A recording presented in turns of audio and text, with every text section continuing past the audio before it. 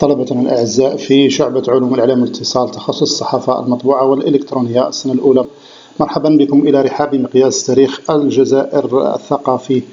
وهذه المحاضرة الجديدة ضمن المحور الثاني والتي نخصصها اليوم للمدخل العام حول الحياة الثقافية والسياسية في الجزائر قبيل دخول العثمانيين. إذن من المعروف أن القرن التاسع الهجري بالنسبة للجزائر لتاريخ الجزائر السياسي شهد اضطرابات وتدهور، ذلك أن الحدود السياسية للجزائر آنذاك لم تكن معروفة ولم تكن ثابتة، بل أن كلمة الجزائر لم تكن تطلق إلا على مدينة ساحلية صغيرة قليلة الأهمية، ولم تكن تعني بأي حال القطر الجزائري المعروف الآن. فمفهوم كلمة الجزائر لم يصبح معروفا إلا في القرن العاشر، أي أثناء الحكم العثماني، بمعنى حوالي القرني الخامس عشر والسادس عشر الميلادي. إذن بداية مع ملامح الحياة السياسية في الجزائر قبيل دخول العثمانيين. شهد المغرب الإسلامي طبعا قبيل دخول العثمانيين عصر ضعف سياسي تمثل في سيطرة الإسبان على معظم الموانئ من جهة، وتنازع الدويلات الثلاث الحفصية وبنو الواد وبنو مرين فيما بينهم من جهة أخرى. هذه الدويلات الثلاثة التي كانت تعرف آنذاك بالمغرب الإسلامي. وثبتت الخرائط أو أثبتت الخرائط الخاصة بالقرن التاسع الهجري السياسية أن المغرب الإسلامي كان تحت نفوذ ثلاث دول رئيسية هي المارينية الزيانية والحفصية، إذ أن أجزاء كبيرة من الشرق الجزائري اليوم بما في ذلك قسنطينة، عنابة، بجاية، بسكرة، توغرت كانت تحت هيمنة الدولة الحفصية. أما ما يعرف اليوم بالغرب الجزائري فكان تحت نفوذ الدولة الزيانية التي اتخذت قاعدتها تلمسان فيما كان يعرف حاليا أو فيما كان ما يعرف حاليا بالوسط الجزائري، المنطقة الوسطى يعني من الجزائر الآن، كانت منطقة عازلة يتجاذبها الحفصيين من جهة والزيانيين من جهة أخرى، ومن ثم كانت منطقة صراع دائم بين القوتين، ولذلك ظهرت فيها العديد من الإمارات الصغيرة كانت تحتفظ بحيادها أحيانا، ولكنها كانت في أغلب الأحيان تتبع لنفوذ الدولة القوية، يعني إحدى القوتين، إما الزيانيين أو نعم الحفصيين في الشرق أو المارينيين في الغرب.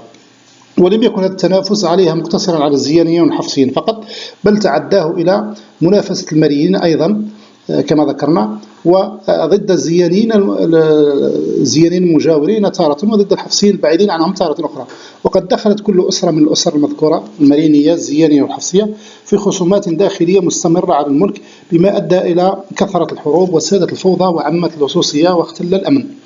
الأسوأ من ذلك أن النزاع أخذ طابعا دوليا في بعض الأحيان، إذ أن عددا من ثغور المغرب الإسلامي احتلها البرتغاليون والإسبان، ومن الثغور الجزائر التي احتلها الإسبان مثلا عن منطقة دلس، جيجل، عنابة، بجاية، وهران. وقد أصبح الأجانب يتدخلون في الشؤون الداخلية لهذه الأقاليم الثلاثة، وكل أسرة حاكمة تستعين في بعض الأحيان بهؤلاء الأجانب وتستنصر هذا الأجنبي أو ذاك في خصوماتها المحلية مع نظرائها في الدويلات الثلاث. وكان ضعف الإسبان وكان ضغط الإسبان خاصة على المسلمين الأندلس قد حمل هؤلاء إلى الهجرة إلى سواحل المغرب العربي، مما قلب الموازين الاقتصادية والاجتماعية والسياسية في المنطقة. عموما فقد عرفت هذه الدويلات فترات ازدهار في جميع المجالات، غير أن الصراعات الداخلية التي كانت تنشب بسبب ادعاء كل دويلة خلافة الدولة المحلية سرعان ما كانت تؤدي إلى العودة إلى الضعف في السياسي والاقتصادي إلى غير ذلك. في هذا السياق عاش المغرب الأوسط انقسامات سياسية وانهيار اقتصادي وركود حضاري، فغادرت البلاد أو غدت البلاد منقسمة على نفسها بين إمارات متصارعة كما ذكرنا تتجاذبها الصراعات الداخلية ويتحرش بها كذلك الصراعات الداخلية الأجنبية مثل الإسبان والبرتغال إلى غير ذلك.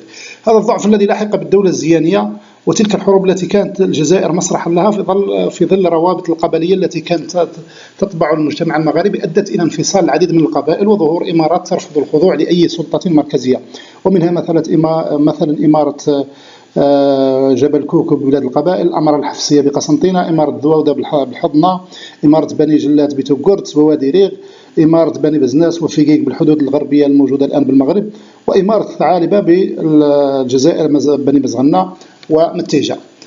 أما الحدود السياسية أو الحدود هذه الدولة الزيانية التي كانت تعرف أو تعرف الآن بالجزائر، فكانت غير ثابتة، تضيق وتتسع، حيث قوة وضعف المحفصيين في الشرق والمارينية في الغرب. لما تكون القوة قوة الدولتين